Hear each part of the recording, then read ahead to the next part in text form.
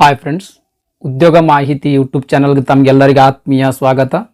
ಸಹಕಾರ ಬ್ಯಾಂಕಿಂಗ್ ವಿಷಯಕ್ಕೆ ಸಂಬಂಧಿಸಿದಂಗೆ ಪ್ರಶ್ನೋತ್ತರಗಳನ್ನು ಈ ವಿಡಿಯೋದೊಳಗೆ ಎಕ್ಸ್ಪ್ಲೇನ್ ಮಾಡಿದ್ದೀನಿ ಸ್ನೇಹಿತರೆ. ಹಾಗಾಗಿ ವಿಡಿಯೋ ಸ್ಕಿಪ್ ಮಾಡಲಾರ್ದಂಗೆ ಕೊನೆ ತನಕ ನೋಡ್ರಿ.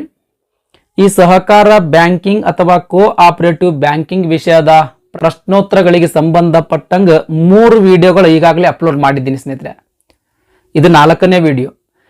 ಇವು ಎಲ್ಲ ಹಿಂದಿನ ಎಕ್ಸಾಮ್ಗಳಲ್ಲಿ ಕೇಳಿರ್ತಕ್ಕಂಥ ಪ್ರಶ್ನೆಗಳ ಸ್ನೇಹಿತರೆ. ಈ ಪ್ರಶ್ನೆಗಳನ್ನು ನಾನು ವಿವರಣೆ ಸಹಿತ ಎಕ್ಸ್ಪ್ಲೇನ್ ಅನ್ನ ಮಾಡ್ತಾ ಇದ್ದೀನಿ. ಹಾಗಾಗಿ ಹಿಂದಿನ ವಿಡಿಯೋಗಳು ಯಾರು ನೋಡಿಲ್ಲೋ ಆ ವಿಡಿಯೋಗಳದ್ದು ಪ್ಲೇಲಿಸ್ಟ್ ಲಿಂಕ್ ಈ ವಿಡಿಯೋದ ಡಿಸ್ಕ್ರಿಪ್ಷನ್ದಾಗ ಕೊಟ್ಟಿರ್ತೀನಿ. ಆ ವಿಡಿಯೋಗಳು ಕೂಡ ಒಮ್ಮೆ ನೋಡ್ರಿ ಸ್ನೇಹಿತರೆ. ಈ ಸಹಕಾರ ಬ್ಯಾಂಕಿಂಗ್ ವಿಷಯದ ಪ್ರಶ್ನೆಗಳನ್ನ ಪ್ರಾರಂಭ ಮಾಡೋಣ ಸ್ನೇಹಿತರೆ. ಮೊದಲನೇ ಪ್ರಶ್ನೆ, ಮ್ಯೂಚುವಲ್ ಫಂಡ್ ಅನ್ನ ಮೊಟ್ಟ ಮೊದಲು ಪ್ರಾರಂಭಿಸಿದ ಬ್ಯಾಂಕ್ ಯಾವುದು ಅಂತ ಪ್ರಶ್ನೆ ಅದ. ಮ್ಯೂಚುವಲ್ ಫಂಡ್ ಅನ್ನ ಮೊಟ್ಟ ಮೊದಲು ಪ್ರಾರಂಭಿಸಿದ ಬ್ಯಾಂಕ್ ಯಾವುದ್ರಿ? 4 ಬ್ಯಾಂಕ್ ಹೆಸರು ಕೊಟ್ಟಾರ ಇಲ್ಲಿ: SBI, RBI, PNB, HDFC. ಇದರಲ್ಲಿ ಸರಿಯಾದ ಉತ್ತರ ಎ, SBI ಬ್ಯಾಂಕ್ ಸ್ನೇಹಿತರೆ. ಮೊಟ್ಟ ಮೊದಲ ಬಾರಿಗೆ ಸ್ಟೇಟ್ ಬ್ಯಾಂಕ್ ಆಫ್ ಇಂಡಿಯಾ ಈ ಮ್ಯೂಚುವಲ್ ಫಂಡ್ ಅನ್ನ ಪ್ರಾರಂಭಿಸಿದ ಸ್ನೇಹಿತರೆ. ಈ ಬ್ಯಾಂಕ್ ಮ್ಯೂಚುವಲ್ ಫಂಡ್ ಪ್ರಾರಂಭಿಸುವುದಕ್ಕಿಂತ ಮುಂಚೆ UTI ಅಂತ ಇನ್ನೂ ಒಂದು ಮ್ಯೂಚುವಲ್ ಫಂಡ್ ಸ್ನೇಹಿತರೆ. ಈ UTI ಅನ್ನೋದು ಭಾರತದಲ್ಲಿ ಮೊಟ್ಟ ಮೊದಲ ಬಾರಿಗೆ 1964ರಲ್ಲಿ ಪರಿಚಯ ಮಾಡಲಾಯಿತು. ಆದರೆ ಇದು ಬ್ಯಾಂಕಿಂಗ್ ಸೆಕ್ಟರ್ ಈ ಒಂದು ಮ್ಯೂಚುವಲ್ ಫಂಡ್ ಅನ್ನ ಪ್ರಾರಂಭ ಮಾಡಿಲ್ಲ. ಇಲ್ಲಿ ಪ್ರಶ್ನೆ ಕೇಳಿರ್ತಕ್ಕಂಥದ್ದು ಏನ್ರಿ, ಯಾವ ಬ್ಯಾಂಕ್ ಅಂತ ಕೇಳಾರ. ಮ್ಯೂಚುವಲ್ ಫಂಡ್ ಅನ್ನ ಯಾವ ಬ್ಯಾಂಕ್ ಮೊದಲ ಬಾರಿಗೆ ಪ್ರಾರಂಭಿಸಿತು ಅಂತ ಕೇಳಾರ. ಬಟ್ ಇದು UTI ಯಾವುದೇ ರೀತಿಯ ಬ್ಯಾಂಕ್ ಪರಿಚಯ ಮಾಡಲಿಲ್ಲ ಈ ಒಂದು ಮ್ಯೂಚುವಲ್ ಫಂಡ್ ಅನ್ನ. ಈ ಮ್ಯೂಚುವಲ್ ಫಂಡ್ ಅನ್ನ ಭಾರತ ಸರ್ಕಾರ ಮತ್ತು ಭಾರತೀಯ ರಿಸರ್ವ್ ಬ್ಯಾಂಕ್ ಅಂದ್ರೆ RBI ಈ ಎರಡೂ ಸೇರಿ ಜಂಟಿಯಾಗಿ ರಚನೆ ಮಾಡಿದ್ವು, ಅಂದ್ರೆ ಪರಿಚಯವನ್ನ ಮಾಡಿತ್ತು. ಈ UTI ಮ್ಯೂಚುವಲ್ ಫಂಡ್ ಏನದಲ್ಲ ಸ್ನೇಹಿತರೆ, ಇದು ಭಾರತದಲ್ಲಿ 1964ರಲ್ಲಿಯೇ ಮೊಟ್ಟ ಮೊದಲ ಸ್ಥಾಪನೆಯಾದ ಮ್ಯೂಚುವಲ್ ಫಂಡ್ ಸ್ನೇಹಿತರೆ. ಈ UTI ಮ್ಯೂಚುವಲ್ ಫಂಡ್ ಅನ್ನ ಭಾರತ ಸರ್ಕಾರ ಮತ್ತು ಭಾರತೀಯ ರಿಸರ್ವ್ ಬ್ಯಾಂಕ್ ಜಂಟಿಯಾಗಿ ರಚನೆ ಮಾಡಿದವು. SBI ಮ್ಯೂಚುವಲ್ ಫಂಡ್, ಈ UTI ಮ್ಯೂಚುವಲ್ ಫಂಡ್ ಆದ್ಮೇಲೆ ಬ್ಯಾಂಕಿಂಗ್ ಸೆಕ್ಟರ್ದೊಳಗೆ SBI ಬ್ಯಾಂಕ್ ಮ್ಯೂಚುವಲ್ ಫಂಡ್ ಅನ್ನ 1987ರಲ್ಲಿ ಸ್ಥಾಪನೆ ಮಾಡಿತು. ಈ SBI ಮ್ಯೂಚುವಲ್ ಫಂಡ್ ಸ್ಥಾಪನೆ ಮಾಡಿರ್ತಕ್ಕಂಥದ್ದು ಇದು UTI ಅಲ್ಲದ ಮ್ಯೂಚುವಲ್ ಫಂಡ್ ಸ್ನೇಹಿತರೆ. ಇದಿಷ್ಟು ಮ್ಯೂಚುವಲ್ ಫಂಡ್ ಬಗ್ಗೆ ಮಾಹಿತಿ. ಆಮೇಲೆ ಕೆಲವೊಂದು ಬ್ಯಾಂಕ್ಗಳ ಮಾಹಿತಿ ಕೊಟ್ಟಿದ್ದೀನಿ ಸ್ನೇಹಿತರೆ. State bank of India, central bank, bank of Baroda, Kotak Mahindra bank, Punjab national bank. ಈ ಬ್ಯಾಂಕ್ಗಳು ಯಾವಾಗ ಸ್ಥಾಪನೆಯಾದವು, ಈ ಬ್ಯಾಂಕ್ಗಳದ್ದು ಹೆಡ್ ಕ್ವಾರ್ಟರ್ಸ್ ಎಲ್ಲಿದೆ, ಯಾವ ಸ್ಥಳದಲ್ಲಿದೆ, ಆಮೇಲೆ ಚೇರ್ ಪರ್ಸನ್ ಯಾರು ಅಂದ್ರೆ CEO ಯಾರು, ಇವುಗಳ ಬಗ್ಗೆ ಮಾಹಿತಿ ಐತಿ. ದಯಮಾಡಿ ವಿಡಿಯೋ ಪಾಸ್ ಮಾಡಿ ನೋಡ್ಕೊಳ್ರಿ.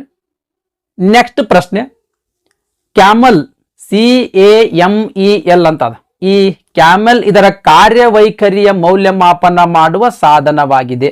ಅಂದ್ರೆ ಈ ಕ್ಯಾಮೆಲ್ ಅನ್ನೋದು ಏನು ಮೌಲ್ಯಮಾಪನ ಮಾಡ್ತದ ಅಂತ ಪ್ರಶ್ನೆ ಅದ. ಇಲ್ಲಿ 4 ಆಪ್ಷನ್ಸ್ಗಳು ಕೊಟ್ಟರ. ಈ 4 ಆಪ್ಷನ್ಸ್ಗಳಲ್ಲಿ ಈ ಕ್ಯಾಮೆಲ್ ಅನ್ನೋದು ಏನು ಮೌಲ್ಯಮಾಪನ ಮಾಡ್ತದ ಅಂತ ಪ್ರಶ್ನೆ ಸ್ನೇಹಿತರೆ. ಇದಕ್ಕೆ ಸರಿಯಾದ ಉತ್ತರ ಡಿ, ಬ್ಯಾಂಕಿನ ಒಟ್ಟಾರೆ ಕಾರ್ಯಾಚರಣೆಯನ್ನ ಈ ಕ್ಯಾಮೆಲ್ ಮೌಲ್ಯಮಾಪನ ಮಾಡ್ತದ. ಕ್ಯಾಮೆಲ್ದ ಫುಲ್ ಫಾರ್ಮ್ ಮೊದಲು ತಿಳ್ಕೊಳ್ಳೋಣ ಸ್ನೇಹಿತರೆ. C ಅಂದ್ರೆ ಕ್ಯಾಪಿಟಲ್ ಅಡೆಕ್ವೆಸಿ ಅಂತ ಅರ್ಥ. ಅಂದ್ರೆ ಯಾವುದೇ ಒಂದು ಬ್ಯಾಂಕಿನ ಬಂಡವಾಳದ ಸಮರ್ಪಕತೆ, ಕ್ಯಾಪಿಟಲ್ ಅಡೆಕ್ವೆಸಿ. A ಅಂದ್ರೆ ಅಸೆಟ್ ಕ್ವಾಲಿಟಿ, ಅಂದ್ರೆ ಆಸ್ತಿಯ ಗುಣಮಟ್ಟ. M ಅಂದ್ರೆ ಮ್ಯಾನೇಜ್ಮೆಂಟ್ ಅಂತ ಅರ್ಥ, ಅಂದ್ರೆ ನಿರ್ವಹಣೆ, ಆ ಬ್ಯಾಂಕಿನ ನಿರ್ವಹಣೆ. E ಅಂದ್ರೆ ಅರ್ನಿಂಗ್ಸ್, ಆ ಬ್ಯಾಂಕಿನ ಗಳಿಕೆ. L ಅಂದ್ರೆ ಲಿಕ್ವಿಡಿಟಿ ಅಂಡ್ ಸೆನ್ಸಿಟಿವಿಟಿ, ಆ ಬ್ಯಾಂಕಿನಲ್ಲಿ ಇರ್ತಕ್ಕಂಥ ದ್ರವ ರೂಪದ ಅಥವಾ ದ್ರವ್ಯತೆ. ಇದಿಷ್ಟು ಇದು ಕ್ಯಾಮೆಲ್ ನ ಫುಲ್ ಫಾರ್ಮ್ ಸ್ನೇಹಿತರೆ. ಈ ಕ್ಯಾಮೆಲ್ಸ್ ಅಂತ ಅನ್ನೋದು ಹಣಕಾಸು ಸಂಸ್ಥೆಗಳನ್ನ ರೇಟ್ ಮಾಡ್ಲಕ್ಕಂತಾನೆ ಹೇಳಿ ಈ ನಿಯಂತ್ರಕ ಬ್ಯಾಂಕಿಂಗ್ ಅಂದ್ರೆ ರೆಗ್ಯುಲೇಟರಿ ಬ್ಯಾಂಕಿಂಗ್ ಅಧಿಕಾರಿಗಳು ಬಳಸ್ತಕ್ಕಂಥ ಅಂತಾರಾಷ್ಟ್ರೀಯ ರೇಟಿಂಗ್ ವ್ಯವಸ್ಥೆ ಸ್ನೇಹಿತರೆ. ಈ ಕ್ಯಾಮೆಲ್ ಅನ್ನೋದು ಇಂಟರ್ನ್ಯಾಷನಲ್ ಲೆವೆಲ್ದ ಇಂಟರ್ನ್ಯಾಷನಲ್ ರೇಟಿಂಗ್ ಸಿಸ್ಟಮ್ ಸ್ನೇಹಿತರೆ. ಇದು ಅಂತಾರಾಷ್ಟ್ರೀಯ ರೇಟಿಂಗ್ ವ್ಯವಸ್ಥೆ.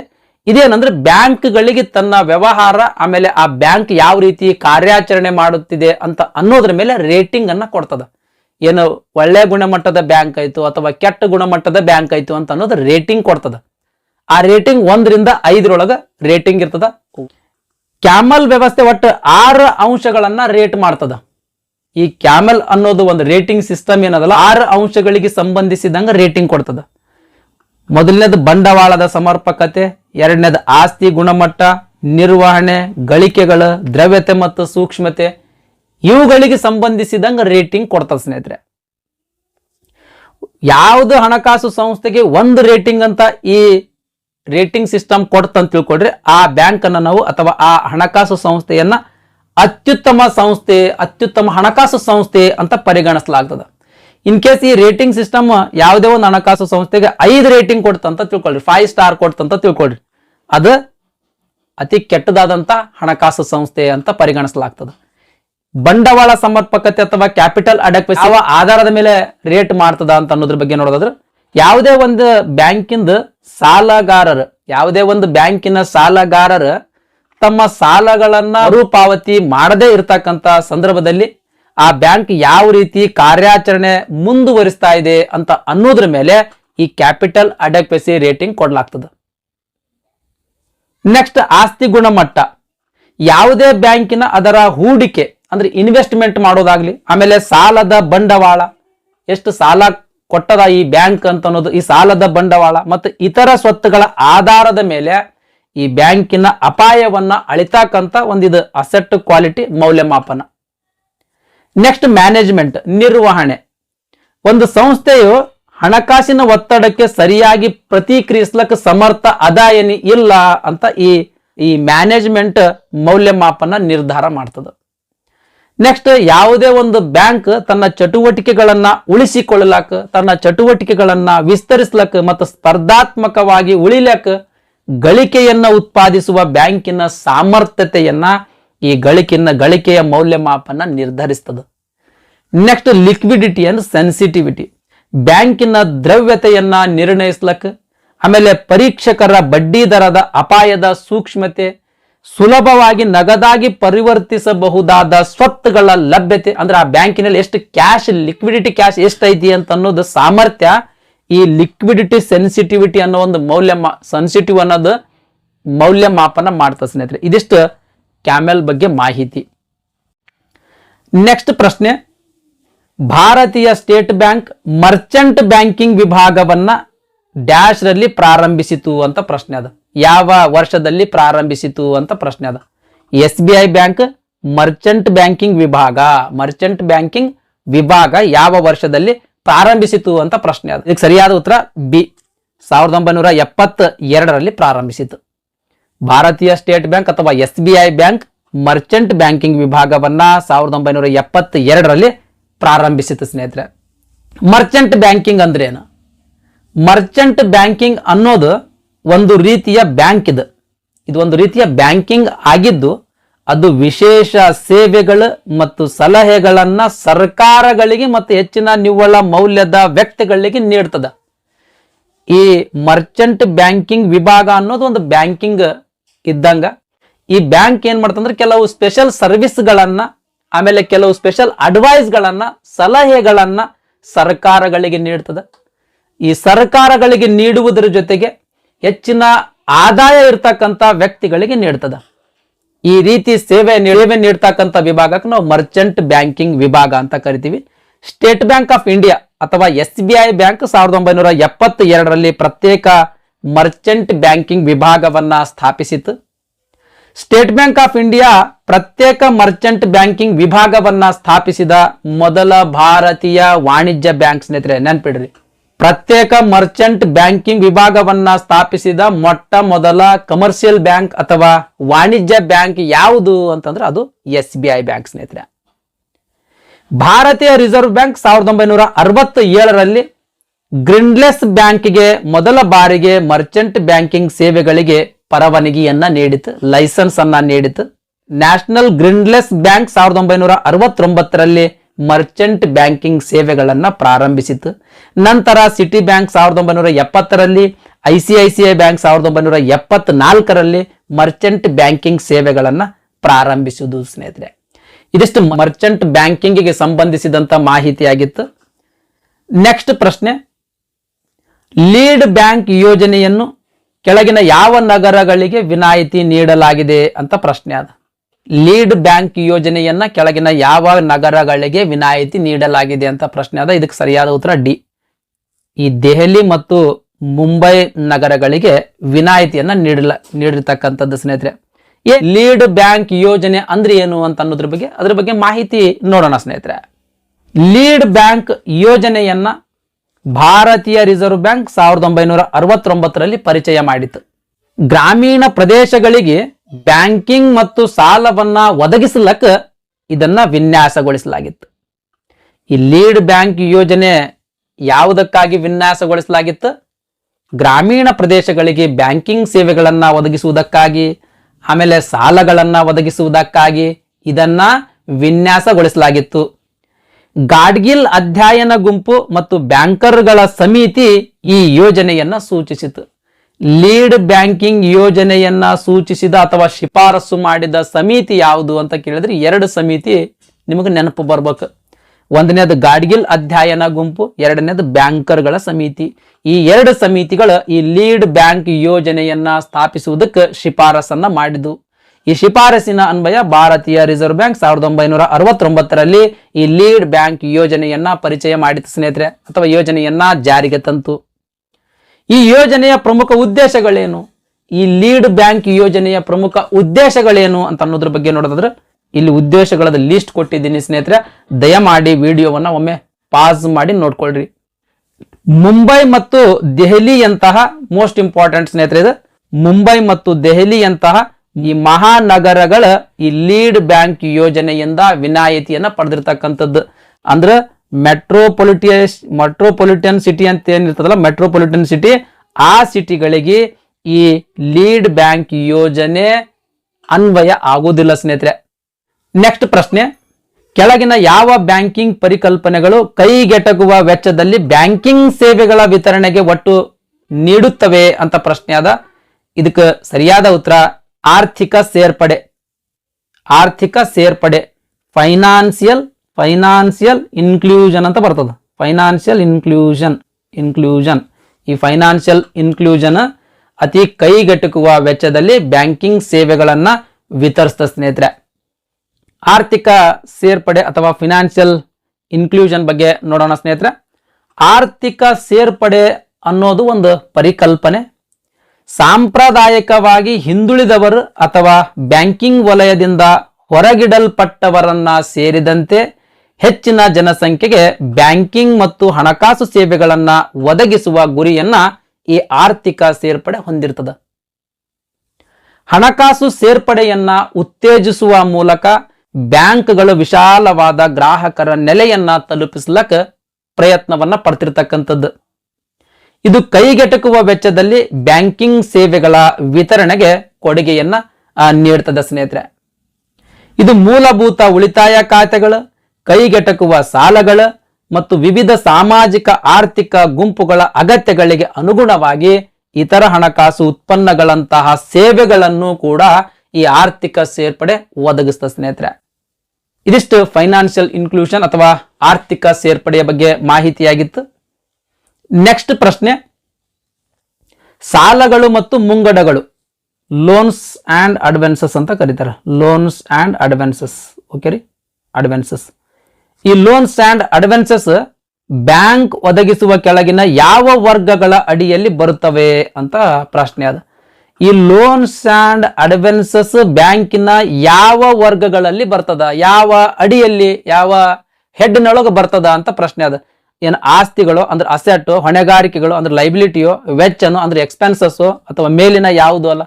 ಈ ಆಸ್ತಿಗಳು, ಹೊಣೆಗಾರಿಕೆಗಳು, ವೆಚ್ಚಗಳು ಇದರಲ್ಲಿ ಯಾವ ಹೆಡ್ಡಿನೊಳಗ ಈ ಲೋನ್ಸ್ ಅಂಡ್ ಅಡ್ವಾನ್ಸಸ್ ಬರ್ತದ ಅಂತ ಪ್ರಶ್ನೆ ಸ್ನೇಹಿತರೆ. ಇದಕ್ಕೆ ಸರಿಯಾದ ಉತ್ತರ ಎ, ಆಸ್ತಿಗಳು.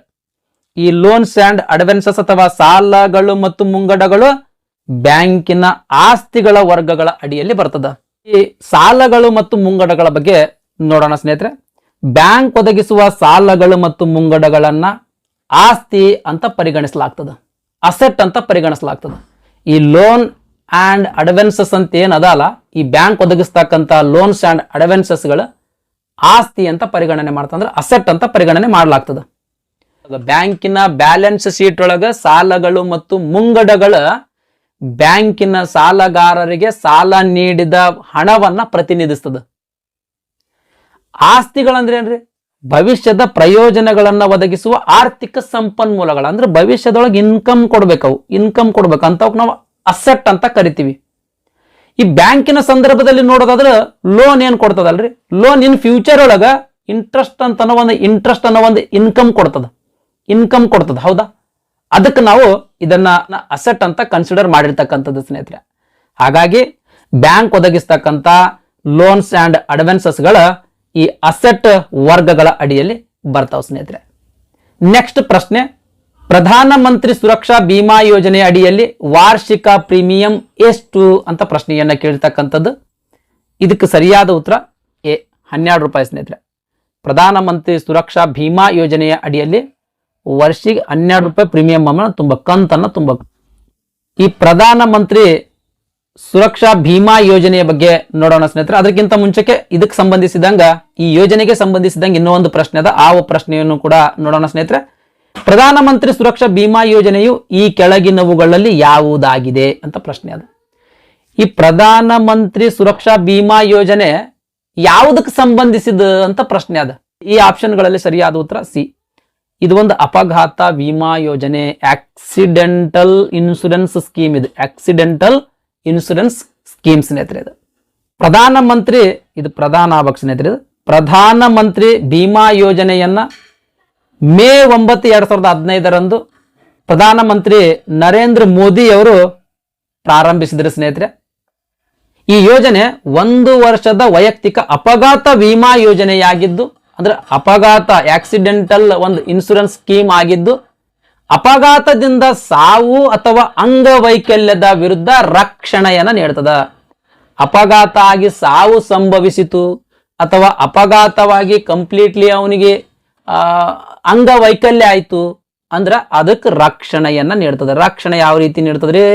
ಅದಕ್ಕೆ ಪರಿಹಾರ ನೀಡುವುದ್ರ ಮೂಲಕ, ಅವರಿಗೆ ಪರಿಹಾರ ನೀಡುವುದ್ರ ಮೂಲಕ ರಕ್ಷಣೆ ನೀಡ್ತದ. ಆಮೇಲೆ ಇದು ವರ್ಷ ಈ ಯೋಜನೆ ರಿನ್ಯೂವಲ್ ಮಾಡಿಸ್ಬೇಕು. ವರ್ಷ ಈ ಯೋಜನೆ ನವೀಕರಿಸ್ಬೇಕು, ರಿನ್ಯೂವಲ್ ಮಾಡಿಸ್ಬೇಕು. ರಿನ್ಯೂವಲ್ ಮಾಡಿಸ್ಬೇಕಾದ್ರೆ 12 ರೂಪಾಯಿ ಒಂದು ವರ್ಷಕ್ಕೆ 12 ರೂಪಾಯಿ ತುಂಬಬೇಕು. ರಿನ್ಯೂವಲ್ ಮಾಡಿಸುವಂತ ಸಂದರ್ಭದಲ್ಲಿ ಈ 12 ರೂಪಾಯಿ ನಿಮ್ಮ ಅಕೌಂಟ್ ಲಾಸಿಂದ ಕಟ್ ಮಾಡ್ತಾರೆ, ಡೆಬಿಟ್ ಮಾಡಿದ್ರು ಅಂತಂದ್ರೆ ಮುಂದೆ 1 ವರ್ಷದೊಳಗೆ ಯಾವಾಗಾದ್ರೂ ನಿಮಗೆ ಆಕ್ಸಿಡೆಂಟ್ ಆಯಿತು ಅಂತಂದ್ರೆ ಅದಕ್ಕೆ ಸಂಬಂಧಿಸಿದಂಗೆ ಪರಿಹಾರವನ್ನ ನಿಮಗೆ ಕೊಡ್ಲಾಗ್ತದೆ. ಈ ರೀತಿ ಈ ಅಪಘಾತದಿಂದ ಸಾವು ಅಥವಾ ಅಂಗವೈಕಲ್ಯ ಆದಂತವರಿಗೆ ರಕ್ಷಣೆಯನ್ನ ನೀಡ್ತದೆ. ಪರಿಹಾರ ಎಷ್ಟು ಕೊಡ್ತದ ಅಂತ ಅನ್ನೋದ್ರ ಬಗ್ಗೆ ನೋಡೋದಾದ್ರೆ, ಸಾವು ಸಂಭವಿಸಿತು ಇಲ್ಲ ಅಂತಂದ್ರೆ ನಮ್ಮ ದೇಹದೊಳಗೆ ಕೆಲವೊಂದು ಪಾರ್ಟ್ಸ್ಗಳ ಕಂಪ್ಲೀಟ್ಲಿ ಆಗಿ ಅಂಗವೈಕಲ್ಯ ಆಯಿತು ಅಂದ್ರೆ 2 ಲಕ್ಷ ರೂಪಾಯಿ ಪರಿಹಾರ ಕೊಡ್ಲಾಗ್ತದ. ಅಥವಾ ನಮ್ಮ ದೇಹದಲ್ಲಿ ಕಣ್ಣಾಗ್ಲಿ ಅಥವಾ ಒಂದು ಕೈ ಆಗ್ಲಿ ಅಥವಾ ಒಂದು ಕಾಲಾಗ್ಲಿ ಕಂಪ್ಲೀಟ್ಲಿ ಅಂಗವೈಕಲ್ಯ ಆಯ್ತು ಅಂದ್ರೆ 1 ಲಕ್ಷ ರೂಪಾಯಿ ಪರಿಹಾರ ಕೊಡ್ಲಾಗ್ತದ. ಈ ಪ್ರಧಾನಮಂತ್ರಿ ಸುರಕ್ಷಾ ಬಿಮಾ ಯೋಜನೆ ಒಳಗೆ ಏನೇನು ಕವರ್ ಆಗೋದಿಲ್ಲ ಅಂತ ಅನ್ನೋದ್ರ ಬಗ್ಗೆ ನೋಡೋದಾದ್ರೆ, ಸುಸೈಡ್ ಮಾಡ್ಕೊಂಡು ಸತ್ರು ಅಂತ ತಿಳ್ಕೊಳ್ರಿ, ಅಂದ್ರೆ ಆತ್ಮಹತ್ಯೆ ಮಾಡ್ಕೊಂಡವರಿಗೆ ಪರಿಹಾರ ಕೊಡಲಾಗುವುದಿಲ್ಲ. ಆಮೇಲೆ ಪಾರ್ಷಿಯಲಿ ಡಿಸಬಿಲಿಟಿ ಅಥವಾ ವಿತೌಟ್ ಇರ್ರಿಕವರೇಬಲ್ ಲಾಸ್ ಆದ್ರೂ ಕೂಡ ಕೊಡಲಾಗುವುದಿಲ್ಲ. ಅಂದ್ರೆ ಅಂಗವೈಕಲ್ಯ ಅರ್ಧ ಅಂಗವೈಕಲ್ಯ ಆಗೈತಿ, ಸಂಪೂರ್ಣವಾಗಿ ಅಂಗವೈಕಲ್ಯ ಆಗಿಲ್ಲ ಅಂತವ್ರಿಗೂ ಕೊಡಲಾಗುವುದಿಲ್ಲ. ಆಮೇಲೆ ನಾನ್ ಪರ್ಮನೆಂಟ್ ಡಿಸಬಿಲಿಟಿ ಆಗಿದ್ರು ಅಂತಂದ್ರೆ ಕೊಡಲಾಗುವುದಿಲ್ಲ. ಪರಿಪೂರ್ಣವಾಗಿ ಅಂದ್ರೆ ಸಂಪೂರ್ಣವಾಗಿ ಡಿಸಬಿಲಿಟಿ ಆಗಿ ಅಂಗವೈಕಲ್ಯ ಆಗಿದ್ದಿಲ್ಲ ಅಂದ್ರೂ ಕೂಡ ಈ ಪ್ರಧಾನ ಮಂತ್ರಿ ಯೋಜನಾ ಅಡಿಯಲ್ಲಿ ಪರಿಹಾರ ಕೊಡಲಾಗುವುದಿಲ್ಲ ಸ್ನೇಹಿತರೆ. ಪ್ರೀಮಿಯಂ ಹೆಂಗ್ ತುಂಬಬೇಕು? ಈಗ ಏನ ರಿನ್ಯೂವಲ್ ಮಾಡಿಸ್ಲಕ್ ಹೋಗ್ತೀರಿ ಅಥವಾ ಹೊಸದೇನಾದ್ರೂ ಈ ಪ್ರಧಾನ ಮಂತ್ರಿ ಸುರಕ್ಷಾ ಬಿಮಾ ಯೋಜನೆಗೆ ಸೇರ್ಕೊಳ್ಬೇಕಂತೀರಿ ಅಂತಂದ್ರೆ ಫಸ್ಟ್ ದಿನನೇ 1 ವರ್ಷದ 12 ರೂಪಾಯಿ ಪ್ರೀಮಿಯಂ ಅಮೌಂಟ್ ನಿಮ್ದು ಅಕೌಂಟ್ ಇಂದ ಡಿಡಕ್ಟ್ ಮಾಡ್ಲಾಗ್ತದೆ ಸ್ನೇಹಿತರೆ. ಅಂದ್ರೆ ನಿಮ್ದು ಸೇವಿಂಗ್ ಬ್ಯಾಂಕ್ ಅಕೌಂಟ್ ಇಂದ SB ಅಕೌಂಟ್ ಇಂದ ಡಿಡಕ್ಟ್ ಮಾಡ್ಲಾಗ್ತದೆ. ಇದಕ್ಕೆ ಯಾರು ಎಲಿಜಿಬಲ್, ಯಾರ್ಯಾರು ಈ ಯೋಜನೆಯ ಅಡಿಯಲ್ಲಿ ರಿಜಿಸ್ಟ್ರೇಷನ್ ಮಾಡ್ಕೊಳ್ಬಹುದು ಅಂತ ಅನ್ನೋದ್ರ ಬಗ್ಗೆ ನೋಡೋದಾದ್ರೆ 18 ರಿಂದ 70 ವರ್ಷದ ವಯಸ್ಸಿನ ಯಾವುದೇ ವ್ಯಕ್ತಿಗಳ ಇದಕ್ಕೆ ಯೋಜನೆಗೆ ರಿಜಿಸ್ಟ್ರೇಷನ್ ಮಾಡ್ಲಕ್ ಎಲಿಜಿಬಲ್ ಇರ್ತಾರೆ ಸ್ನೇಹಿತರೆ. ಇದಿಷ್ಟು ಈ ಯೋಜನೆ ಬಗ್ಗೆ ಮಾಹಿತಿ ಆಗಿತ್ತು. ನೆಕ್ಸ್ಟ್ ಪ್ರಶ್ನೆ, ವಿಶ್ವ ಸ್ಥಳೀಯ ಬ್ಯಾಂಕ್ ಎಂಬುದು ಡ್ಯಾಶ್ ಬ್ಯಾಂಕಿನ ಅಡಿ ಬರಹ. ಯಾವುದು ಬ್ಯಾಂಕಿನ ಟ್ಯಾಗ್ಲೈನ್ ಇದು ಅಂತ ಅನ್ನೋದ್ರ ಬಗ್ಗೆ ಪ್ರಶ್ನೆಯನ್ನ ಕೇಳ್ತಕ್ಕಂಥದ್ದು. ಇದಕ್ಕೆ ಸರಿಯಾದ ಉತ್ತರ ಬಿ, HSBC ಬ್ಯಾಂಕಿನ ಟ್ಯಾಗ್ಲೈನ್ ಸ್ನೇಹಿತರೆ. ಇದು ಅಡಿ ಬರಹ ಇದ್ರದ್ದು. ಅದೇ ರೀತಿ ವಿವಿಧ ಬ್ಯಾಂಕ್ಗಳ ಇಲ್ಲಿ ಟ್ಯಾಗ್ಲೈನ್ ಅನ್ನ ಕೊಟ್ಟಿದ್ದೀನಿ ಸ್ನೇಹಿತರೆ. ಇಲ್ಲಿ ಟ್ಯಾಗ್ಲೈನ್ ಅದ ನೋಡ್ರಿ, ದಯಮಾಡಿ ವಿಡಿಯೋ ಪಾಸ್ ಮಾಡ್ಕೊಂಡು ನೋಡ್ರಿ. SBI ಏನದ, Punjab national, bank of Baroda, bank of India, union bank of India, Canara bank, central bank of India, Indian bank, Indian overseas bank, ಎಲ್ಲಾ ಬ್ಯಾಂಕ್ಗಳದ ಟ್ಯಾಗ್ಲೈನ್ ಅದ. ಆಮೇಲೆ ಗೌರ್ಮೆಂಟ್ ಶೇರ್ ಹೋಲ್ಡಿಂಗ್ ಎಷ್ಟು ಐತಿ ಆ ಬ್ಯಾಂಕಿನಲ್ಲಿ ಅಂತ ಅದ್ರ ಡೀಟೇಲ್ಸ್ ಅದ. ಯಾವಾಗ ಸ್ಥಾಪನೆ ಆಯ್ತಂತ ಡೀಟೇಲ್ಸ್ ಅದ. ಹೆಡ್ ಕ್ವಾರ್ಟರ್ಸ್ ಡೀಟೇಲ್ಸ್ ಅದ. ಪ್ರಧಾನ ಕಚೇರಿ ಅಥವಾ ಕೇಂದ್ರ ಕಚೇರಿದು ಕೂಡ ಮಾಹಿತಿ ಇದರಲ್ಲಿ ಐತಿ ಸ್ನೇಹಿತರೆ. ಹಾಗಾಗಿ ವಿಡಿಯೋ ಪಾಸ್ ಮಾಡಿ ನೋಡ್ರಿ ಸ್ನೇಹಿತರೆ. ಇದು ಆಮೇಲೆ ಎರಡನೇ ಸ್ಲೈಡ್ ಒಳಗೆ 2 ಬ್ಯಾಂಕ್ ಅದ. ಒಟ್ಟಾರೆಯಾಗಿ 12 ಬ್ಯಾಂಕಿಂದ ಟ್ಯಾಗ್ ಲೈನ್, ಆಮೇಲೆ ಸ್ಥಾಪನೆಯಾದ ವರ್ಷ, ಗೌರ್ಮೆಂಟ್ ಹೋಲ್ಡಿಂಗ್ಸ್, ಅದರದ ಹೆಡ್ ಕ್ವಾರ್ಟರ್, ಪ್ರತಿಯೊಂದ್ರ ಬಗ್ಗೆ ಮಾಹಿತಿಯನ್ನ ಕೊಟ್ಟಿದ್ದೀನಿ. ವಿಡಿಯೋ ಪಾಸ್ ಮಾಡ್ಕೊಂಡು ನೋಡ್ಕೊಳ್ರಿ. ನೆಕ್ಸ್ಟ್ ಪ್ರಶ್ನೆ, ಕರ್ನಾಟಕ ಬ್ಯಾಂಕಿನ ಪ್ರಧಾನ ಕಚೇರಿ ಯಾವ ಸ್ಥಳದಲ್ಲಿ ಐತಿ ಅಂತ ಪ್ರಶ್ನೆ ಕೇಳ್ಯಾರ. ಇದಕ್ಕೆ ಸರಿಯಾದ ಉತ್ತರ ಎ, ಮಂಗಳೂರು ಸ್ನೇಹಿತರೆ. ಕರ್ನಾಟಕ ಬ್ಯಾಂಕಿನ ಪ್ರಧಾನ ಕಚೇರಿ ಮಂಗಳೂರು ಅಥವಾ ಹೆಡ್ ಕ್ವಾರ್ಟರ್ ಮಂಗಳೂರು ಸ್ನೇಹಿತರೆ. ಬ್ಯಾಂಕಿನ ಯಾವ ಬ್ಯಾಂಕಿಂದ ಹೆಡ್ ಕ್ವಾರ್ಟರ್ಸ್ ಎಲ್ಲೆಲ್ಲಿ ಐತಿ, ಯಾವ್ಯಾವ ಸ್ಥಳದಲ್ಲಿ ಐತಿ ಅಂತ ಇಲ್ಲಿ ಡೀಟೇಲ್ಸ್ ಕೊಟ್ಟಿದ್ದೀನಿ ಸ್ನೇಹಿತರೆ. ದಯಮಾಡಿ ವಿಡಿಯೋ ಪಾಸ್ ಮಾಡಿ ನೋಡ್ರಿ. 1 slide, 2 slide, 3 slide, 4 slide, 5 slide. ಈ 5 ಸ್ಲೈಡ್ ಒಳಗ ಈ ಬ್ಯಾಂಕಿನ ಹೆಡ್ ಕ್ವಾರ್ಟರ್ಸ್ ಬಗ್ಗೆ ಮಾಹಿತಿಯನ್ನ ಕೊಟ್ಟಿದ್ದೀನಿ. ದಯಮಾಡಿ ವಿಡಿಯೋ ಪಾಸ್ ಮಾಡಿ ನೋಡ್ಕೊಳ್ರಿ. ನೆಕ್ಸ್ಟ್ ಪ್ರಶ್ನೆ, ಹಲವಾರು ಪ್ರಾದೇಶಿಕ ಗ್ರಾಮೀಣ ಬ್ಯಾಂಕ್ಗಳಿಗೆ ಸಣ್ಣ ಪಟ್ಟಣಗಳಲ್ಲಿ ವ್ಯವಹಾರ ಆರಂಭಿಸುವುದಕ್ಕೆ ಪರವಾನಗಿಯನ್ನು ನೀಡಲಾಯಿತು. ಈ ಪರವಾನಗಿಯನ್ನ ನೀಡುವವರು ಯಾರು ಅಂತ ಪ್ರಶ್ನೆ ಅದ. ಅಂದ್ರೆ ಈ RRB ಗಳಿರ್ತಾವಲ್ರಿ, ಈ ರೀಜನಲ್ ರೂರಲ್ ಬ್ಯಾಂಕ್ಸ್ ಗಳೇನಿರ್ತಾವಲ್ಲ, ಈ ಬ್ಯಾಂಕ್ಸ್ ಗಳು ಸಣ್ಣ ಪಟ್ಟಣಗಳಲ್ಲಿ ವ್ಯವಹಾರ ಆರಂಭಿಸಬೇಕಾದ್ರೆ ಲೈಸೆನ್ಸ್ ಅನ್ನ ಕೊಡ್ಬೇಕಾಗ್ತದೆ. ಈ ಲೈಸೆನ್ಸ್ ಯಾರು ಕೊಡ್ತಾರ ಅಂತ ಪ್ರಶ್ನೆ ಸ್ನೇಹಿತರೆ. ಇದಕ್ಕೆ ಸರಿಯಾದ ಉತ್ತರ ಬಿ, ನಬಾರ್ಡ್ ಕೊಡ್ತಾ ಸ್ನೇಹಿತರೆ. ಈ ಪ್ರಾದೇಶಿಕ ಗ್ರಾಮೀಣ ಬ್ಯಾಂಕ್ಗಳಿಗೆ ಸಣ್ಣ ಪಟ್ಟಣಗಳಲ್ಲಿ ವ್ಯವಹಾರವನ್ನ ಆರಂಭಿಸುವುದಕ್ಕೆ ನಬಾರ್ಡ್ ಬ್ಯಾಂಕ್ ಏನಪ್ಪಾ ಅಂದ್ರೆ ನಬಾರ್ಡ್ ಸಂಸ್ಥೆ ಪರವಾನಗಿ ಅಥವಾ ಲೈಸೆನ್ಸ್ ಕೊಡ್ತದ ಸ್ನೇಹಿತರೆ. ಪ್ರಾದೇಶಿಕ ಗ್ರಾಮೀಣ ಬ್ಯಾಂಕ್ಗಳು ಮುಖ್ಯವಾಗಿ ಗ್ರಾಮೀಣ ಮತ್ತು ಅರೆನಗರ ಪ್ರದೇಶಗಳಲ್ಲಿ ಕಾರ್ಯನಿರ್ವಹಿಸ್ತವ. ಈ RRB ಬಗ್ಗೆ ಹಿಂದಿನ ವಿಡಿಯೋದೊಳಗೆ ಕವರ್ ಮಾಡಿದ್ದೀನಿ ಸ್ನೇಹಿತರೆ. ಆ ವಿಡಿಯೋ ನೋಡ್ರಿ ಅಂತ ಅನ್ನೋದು ನಾನು ನಿಮ್ಗೆ ವಿನಂತಿ ಮಾಡ್ಕೊಳ್ಳೋದು. ಈ ಬ್ಯಾಂಕ್ಗಳ ಗ್ರಾಮೀಣ ವಲಯದ ವ್ಯವಹಾರಗಳಿಗೆ ಮತ್ತು ಅಂತ ಪ್ರದೇಶಗಳಲ್ಲಿ ವಾಸಿಸುವ ಜನರಿಗೆ ಕೃಷಿ ಸಾಲ ಮತ್ತು ಇತರ ಸೇವೆಗಳನ್ನ ಒದಗಿಸ್ತದ. ಅನೇಕ ಪ್ರಾದೇಶಿಕ ಗ್ರಾಮೀಣ ಬ್ಯಾಂಕ್ಗಳು ಸಣ್ಣ ಪಟ್ಟಣಗಳು ಮತ್ತು ನಗರಗಳಲ್ಲಿ ಹೊಸ ಶಾಖೆಗಳನ್ನ ತೆರೆಯಲಿಕ್ಕೆ ಅನುಮತಿಯನ್ನ ನೀಡಲಾಗ್ತದೆ. ಈ ಅನುಮತಿಯನ್ನ ಕೃಷಿ ಮತ್ತು ಗ್ರಾಮೀಣಾಭಿವೃದ್ಧಿ ರಾಷ್ಟ್ರೀಯ ಬ್ಯಾಂಕ್ ನೀಡ್ತದೆ. ನಬಾರ್ಡ್ ಈ ಅನುಮತಿ ಕೊಡ್ತದ. ನೆಕ್ಸ್ಟ್ ಪ್ರಶ್ನೆ, ಭಾರತದಲ್ಲಿ ಈ ಕೆಳಗಿನ ಯಾವ ಬ್ಯಾಂಕು ಮೊಟ್ಟ ಮೊದಲ ಬಾರಿಗೆ ಡೆಬಿಟ್ ಕಾರ್ಡ್ಗಳನ್ನ ಬಳಕೆಗೆ ತಂದಿತು ಅಂತ ಪ್ರಶ್ನೆ ಅದ. ಆಕ್ಚುಲಿ ಭಾರತದಲ್ಲಿ ಮೊಟ್ಟ ಮೊದಲಿಗೆ ಬಾರಿಗೆ ಡೆಬಿಟ್ ಕಾರ್ಡ್ ಬಳಕೆಗೆ ತಂದಿರತಕ್ಕಂಥ ಬ್ಯಾಂಕ್ HSBC ಅಂತ ಸ್ನೇಹಿತರೆ. ಇದಕ್ಕೆ ಸಂಬಂಧಿಸಿದಂಗ ಈ 2ನೇ ವಿಡಿಯೋದೊಳಗ ಎಕ್ಸ್ಪ್ಲೇನ್ ಅನ್ನ ಮಾಡಿದ್ದೀನಿ ಸ್ನೇಹಿತರೆ. ಆ 2ನೇ ವಿಡಿಯೋ ಒಮ್ಮೆ ನೋಡ್ರಿ. HSBC ಅಂದ್ರೆ ಹಾಂಗ್ಕಾಂಗ್ ಅಂಡ್ ಸಂಘಾಯ್ ಬ್ಯಾಂಕ್ ಕಾರ್ಪೊರೇಷನ್ ಅಂತ ಒಂದು ಬ್ಯಾಂಕ್ ಅದ. ಈ ಬ್ಯಾಂಕ್ ಭಾರತದಲ್ಲಿ ಮೊದಲ ಬಾರಿಗೆ ATM ಅನ್ನ 1987ರಲ್ಲಿ ಪರಿಚಯ ಮಾಡಿತ್ತು.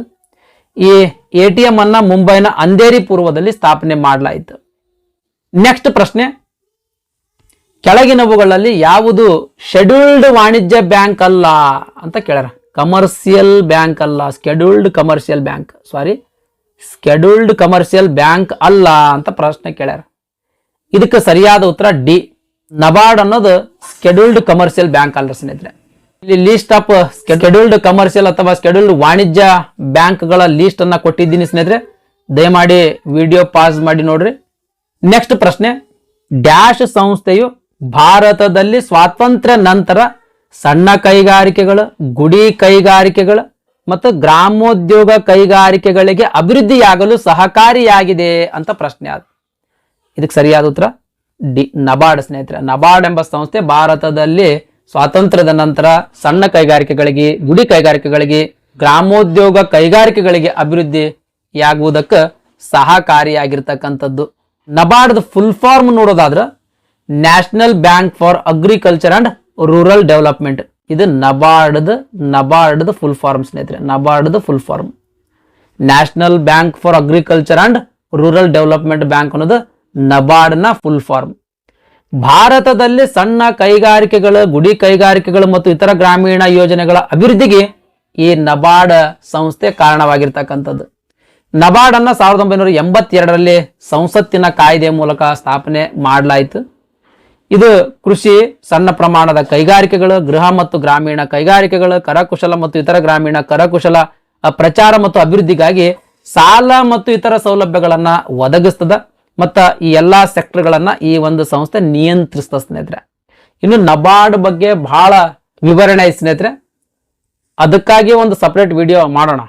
ನೆಕ್ಸ್ಟ್ ಪ್ರಶ್ನೆ, ಕಳೆದ ಹಣಕಾಸಿನ ವರ್ಷದಲ್ಲಿ ಕೇರಳ ಮೂಲದ ಖಾಸಗಿ ಬ್ಯಾಂಕಿಗೆ 21% ಪಾವತಿ ಮಾಡಲ್ಪಟ್ಟ ಬ್ಯಾಂಕ್ ಯಾವುದು ಅಂತ ಪ್ರಶ್ನೆ ಆದ. ಇದಕ್ಕೆ ಸರಿಯಾದ ಉತ್ತರ ಫೆಡರಲ್ ಬ್ಯಾಂಕ್ ಸ್ನೇಹಿತರೆ. ಇದಿಷ್ಟು ಈ ಸಹಕಾರ ಬ್ಯಾಂಕಿಂಗ್ ವಿಷಯಗಳಿಗೆ ಸಂಬಂಧಿಸಿದಂಗೆ ಹಿಂದಿನ ಎಕ್ಸಾಮ್ಗಳಲ್ಲಿ ಕೇಳಿರ್ತಕ್ಕಂಥ ಪ್ರಶ್ನೆಗಳ ಡಿಸ್ಕಷನ್ ಆಗಿತ್ತು ಸ್ನೇಹಿತರೆ. ಈ ವಿಡಿಯೋ ನಿಮಗೆ ಇಷ್ಟ ಆಗಿತ್ತು ಅಂದ್ರೆ ದಯಮಾಡಿ ಲೈಕ್ ಬಟನ್ ಮೇಲೆ ಪ್ರೆಸ್ ಮಾಡ್ರಿ. ಅದೇ ರೀತಿ ನಿಮ್ಮ ಫ್ರೆಂಡ್ಸರಿಗೂ ಕೂಡ ಶೇರ್ ಮಾಡ್ರಿ ಅಂತ ವಿನಂತಿಸಿಕೊಳ್ಳುತ್ತಾ ಇವತ್ತಿನ ವಿಡಿಯೋವನ್ನ ಮುಗಿಸ್ತಾ ಇದ್ದೀನಿ. ಧನ್ಯವಾದಗಳು.